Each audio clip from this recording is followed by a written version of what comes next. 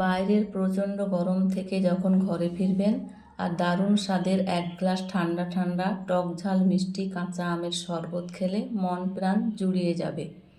আজকের আয়োজনে থাকছে কাঁচা আমের শরবত। তার জন্য একটি কাঁচা আম নিয়েছি।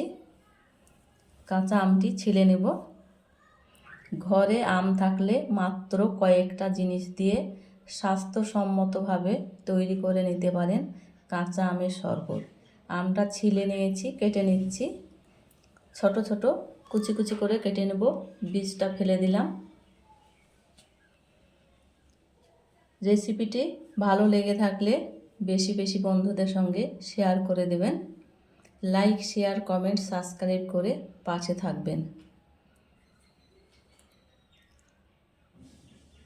5 মিনিটেই বানানো যায়। ঘরে আম থাকলেই 5 মিনিটে আমের শরবত বানিয়ে নেওয়া যায়।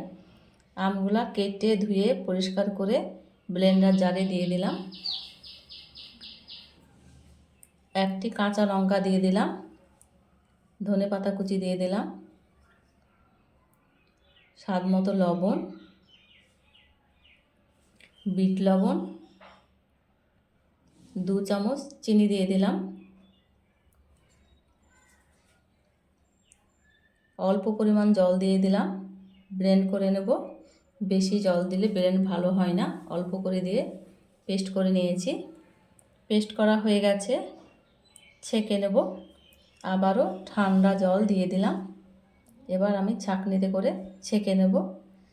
না ছাঁকলেও হয়, কিন্তু ছেঁকে নিচ্ছি। ছেঁকে নেওয়া হয়ে গেছে। দেখুন কালারটা কত সুন্দর এসেছে। ধনেপাতা দেওয়ার জন্য আপনাদের পুদিনা পাতা থাকলে পুদিনা পাতা দিতে পারেন।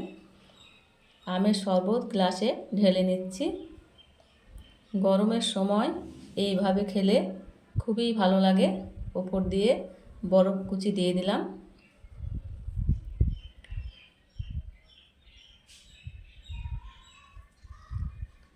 ভাজা জিরের গুঁড়ো ওপর দিয়ে ছড়িয়ে দিলাম। সাজানোর জন্য ধনেপাতা উপর দিয়ে দিয়ে দিলাম। এইভাবে দেখতে ভালো লাগবে। দেখতে ভালো লাগলে খেতেও ভালো লাগবে। একটা লেবু পাতলা করে কেটে রেখেছিলাম, এইভাবে পাশে দিয়ে দিলাম।